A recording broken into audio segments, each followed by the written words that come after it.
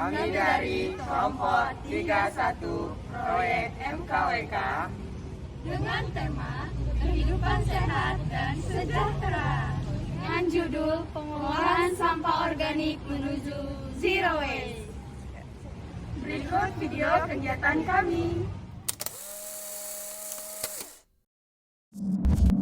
Dari data Waste for Change, Indonesia menghasilkan sampah sebanyak 175.000 ton per harinya. Beberapa titik sudah jadi tempat pembuangan sampah. Bekasi, Jawa Barat, sampah sisa produk konsumsi dan rumah tangga mendominasi.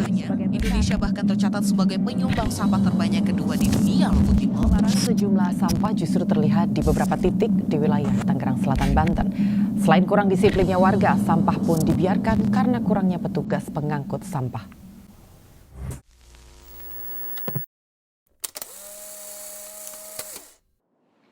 Garbage is one of the factors that causing environmental damage, which is a big problem nowadays. Every activity carried out by humans will produce waste. One example is domestic waste. Based on this, it is necessary to apply an alternative as an effort to protect the environment, improve natural quality and prevent disease. One of which is by using technology to recycle organic waste into compost. And this small step that we take hopefully can make a big difference to Earth.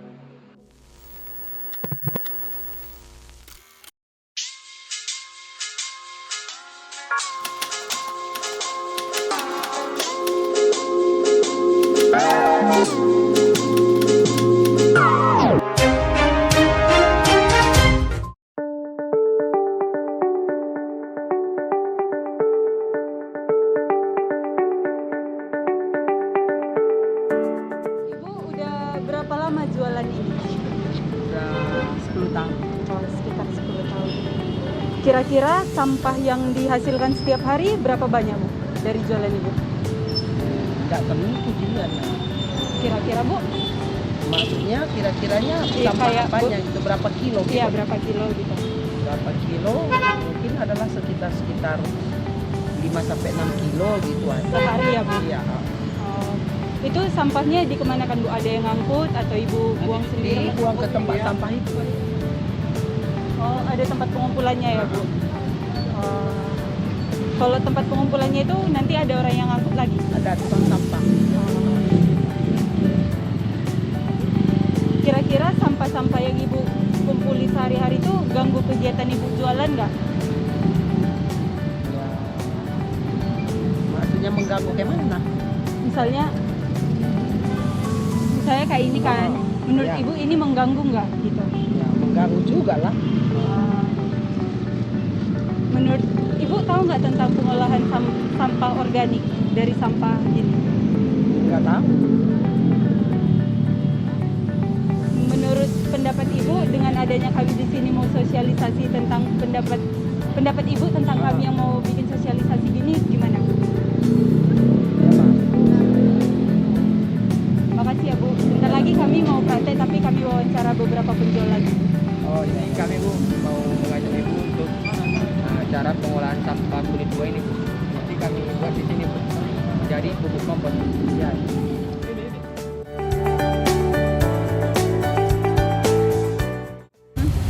Kira-kira kakak udah berapa lama jual buah di sini? 40 tahun. Berapa kak? 40 tahun. 40 tahun. Oh, turun-temurun gitu ya kak? Mama aku masih di sini. Oh, dari orang tua. Oh iya. Baik kak. Terus kira-kira berapa banyak sisa sampah yang kakak hasilkan dari penjualan tiap hari? Kalau sisa termasuk nggak pala ada, Kak. Oh, nggak pala banyak gitu. Karena buahnya Kami kan kayak misalnya jambu merah, kami ambil hanya sebatas sedikit aja. Karena kita tahu kan nggak terlalu banyak peminatnya. Jadi kita ambil secukupnya aja, nggak ngambil banyak gitu. Jadi kita yang bisa ngambil banyak paling kenas, pokat, bit gitu. Karena itu banyak peminatnya.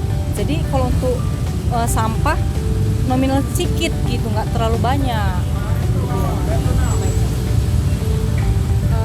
kan misalnya ada nih kan walaupun sedikit kan tetap ada sampahnya kan kak. Itu biasanya apa yang kakak lakukan itu? Kakak buang langsung atau kakak? Kalau kayak nanas ini kan kami kupas. Kalau nggak laku, nggak nggak mungkin tuh besok. Ini kami kasih sama ayam. Jadi bukan kami buang, nah, kami kasih sama ayam. Ayam peliharaan kakak Iya. sendiri. Oh ya.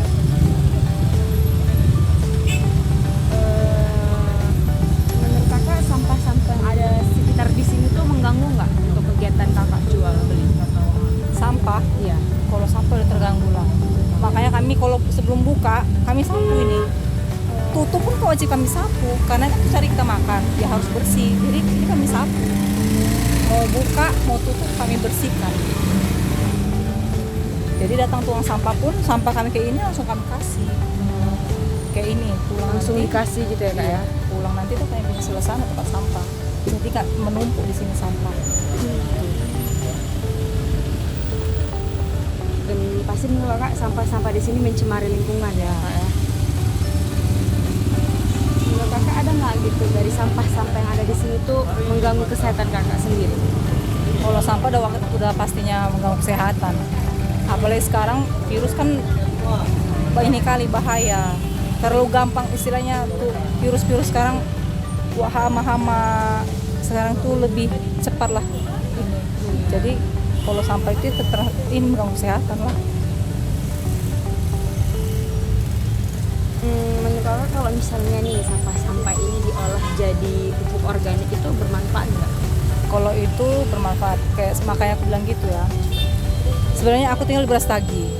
Jadi untuk pupuk organik itu ada, kayak nanas biasa, nanas, pepaya. Itu kan sering dijadikan pupuk organik.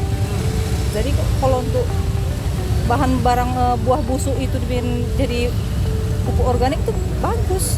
Untuk pertanian di Brastagi sana dipergunakan itu, Kak.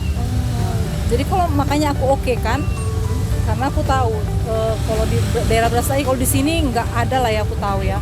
Kalau di Brastagi buah-buah busuk itu sering digunakan jadi pupuk organik.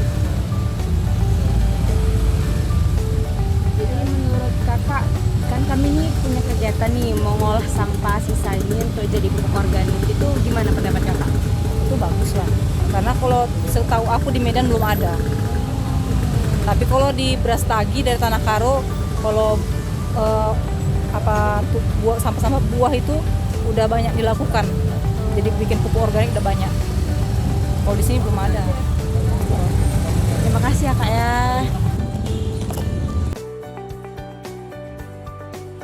Jadi ibu jualan ini udah berapa lama bu? Sekitar 10 tahunan. 10 tahun. Kira-kira sampah yang dari jualan ibu per hari itu kira-kira berapa kilo bu? Tergantung sunyi ramainya gitu jualan. Kalau lagi sunyi banyak terbuang, kalau lagi rame ya sedikit sampahnya kan gitu. Berarti itu sampahnya kayak mana bu? Ibu buang langsung atau kumpulin, ada yang ngambil gitu? Ada yang ngambil tukang sampah terus dikumpul di sana, nanti dibawa tukang sampah gitu. Kira-kira kalau misalnya nunggu sampahnya di sini, ibu rasa itu mengganggu ibu nggak? Sangat.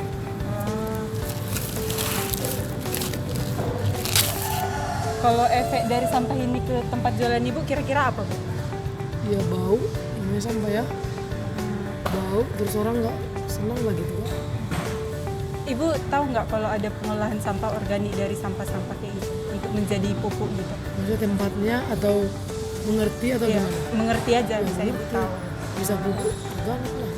Jadi kami di sini kan mau bikin itu bu. Menurut ibu, pendapat ibu dengan adanya kegiatan kayak gini gimana bu? Ya bagus. Di kalian itu bisa menciptakan sesuatu yang menjadi ini kan. Apalagi sekarang ini pupuk mahal. Ya kalian itu artinya kalian universitas atau sekolah tinggi, memiliki ilmu yang tinggi. Dari situ lah nampak ilmu kalian bagus kan, bisa mencari sesuatu yang tidak ada tadi, bisa menjadi berguna bagi masyarakat gitu. Ya.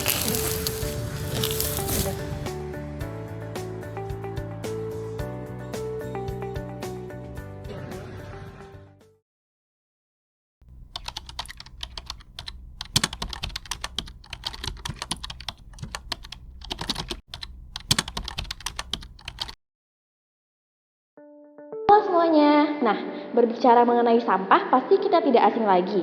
apalagi untuk sampah makanan. Nah, di video kegiatan kami ini, kami mau sharing gimana sih cara kita mengubah sampah, terkhususnya sampah sayur dan buah, agar menjadi benda yang dapat memiliki nilai jual. Nah, setidaknya di sini kita pasti memiliki satu jenis tanaman di rumah. Apalagi musim kemarin tuh banyak ibu-ibu yang semangat untuk menanam. Bicara soal menanam tanaman, cara kita untuk merawat tanaman yaitu dengan menyiram dan memberikan pupuk. Ngomong-ngomong soal pupuk nih, pasti kita membeli ya untuk pupuknya. Tapi gimana sih cara kita agar pupuknya bisa kita buat secara sendiri dan tidak mengeluarkan uang yang banyak untuk membeli pupuk? Nah, di video kami ini, kami bakal jelas nih gimana sih kita bisa membuat pupuk cair sendiri agar kita tidak mengeluarkan modal yang banyak untuk membeli pupuk pada tanaman. Nah, cara yang bisa kita lakukan yaitu dengan membuat ekoenzim. Ekoenzim ini adalah larutan hasil fermentasi dari sampah organik. Bahan-bahan apa saja sih yang kita perlukan untuk membuat pupuk cair ini? Nah, yang pertama yaitu adalah sampah buah dan sayurnya. Dalam proses pembuatannya, kita memerlukan yang namanya mikroorganisme. Mikroorganisme ini berasal dari sampah sayur dan buah yang kita dapat dari sampah yang telah kita kumpulkan, baik dari sampah rumah tangga ataupun dari sampah manapun. Nah, yang namanya bekerja, ini kita pasti memerlukan yang namanya makanan. Sama juga halnya dengan mikroorganisme. Mikroorganisme ini memerlukan karbohidrat dan juga glukosa untuk makanannya. Terus yang kedua, bahan apa aja sih yang kita perlukan lagi untuk membuat pupuk cair? Yang kedua yaitu air beras. Kenapa ya harus kita pakai air beras, kenapa nggak air biasa aja?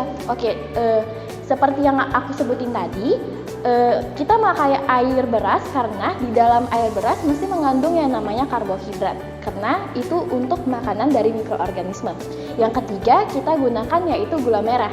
Nah, untuk gulanya kita opsional, terserah mau gula merah atau gula pasir, tetapi kami lebih menyarankan pemakaian gula merah. Seperti yang kita tahu, gula merah mengandung glukosa yang untuk makanan mikroorganisme tersebut. Dari bahan-bahan yang telah saya sebutkan tadi, di sini kami memakai 5 kg sampah sayur dan buah, kemudian 5 liter air bersih. Selanjutnya kami memakai 2,5 liter air beras dan 1 kg gula merah. Nah, dari bahan-bahan yang telah dikumpulkan, di sini 5 kg sampah sayur dan buah kami haluskan, kemudian kami campur dengan 5 liter air bersih seperti yang ada di video. Nah, kemudian kami tambahkan larutan gula merah. Dari gula merah 1 kg tadi kami cairkan dan kemudian kami tuangkan ke dalam pupuk cair yang kami buat. Setelah itu kami tambahkan 2,5 liter air cucian beras. Nah, setelah semua bahannya dicampurkan, kemudian pupuk cairnya kita pindahkan ke dalam wadah berupa botol ataupun galon. Nah, dalam video ini kami menggunakan galon sebagai wadah pupuk cairnya. Hal yang harus kita perhatikan dalam waktu kita mengisi pupuk cair ke dalam galonnya, kita harus menyediakan sedikit ruang. Nah, fungsinya agar ada ruang untuk gas yang akan terjadi pada saat proses fermentasi. Nah, selanjutnya pupuk cair ini akan kita simpan selama lebih kurang waktu 14 hari atau 2 minggu dan setiap 2 kali dalam 1 minggu kita aduk. Nah, yang harus kita perhatikan juga, setiap hari kita harus membuka tutupnya untuk mengeluarkan gas hasil fermentasinya tadi. Nah, sekian video penjelasan dari saya. Terima kasih. Nah, dan ini adalah hasil pembuatan pupuk kami.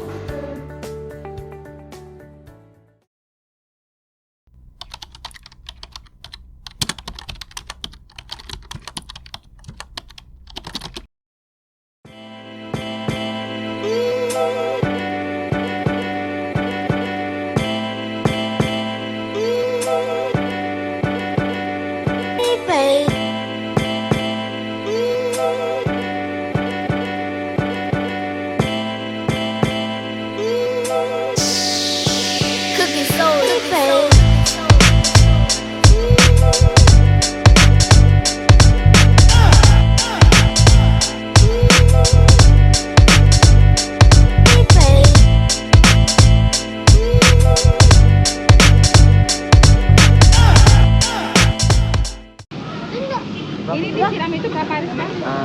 Itu disiramnya seminggu sekali aja. Iya, berapa? Ya. Banyak berapa?